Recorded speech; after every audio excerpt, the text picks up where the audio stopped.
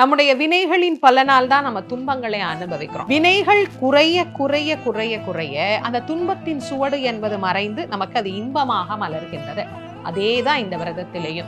இந்த விரதம் இருக்க இருக்க இருக்க நம்முடைய வினைகளின் அளவு என்பது தேய்ந்து கொண்டே போய் எப்போ அது முழுமை பெறுகிறதோ அப்போ நமக்கு முழுமையான இன்பம், முழுமையான பலன் அப்படிங்கிறது நமக்கு கிடைக்கிறது. அதே மாதிரி தான் நம்மள நிறைய பேருமே ஒரு விரதம்னு ஆரம்பிச்சுட்டு விரதம் இருந்தோம், 2 வருஷம் இருந்தோம், குழந்தை இல்லை விட்டுட்டோம், 4 வருஷம் இருந்தோம், குழந்தை இல்லை விட்டுட்டோம் அப்படின்னு அவநம்பிக்கையை எடுத்துக்கொள்ளாது நம்பிக்கையா கண்டிப்பா நீ எனக்கு கொடுத்தே ஆகணும் அப்படின்னு முருகனை இடையராது பிடித்து கொண்டு நீயாச்சு நானாச்சு, எனக்கு வேணும் ஒரு குழந்தைய நீ கண்டிப்பா கொடுக்கணும், கொடுக்கிற வரைக்கும் உன்னை நான் விட மாட்டேன் அப்படிங்கிற உறுதியான பக்தியோடு நீங்க இருந்து பாருங்க.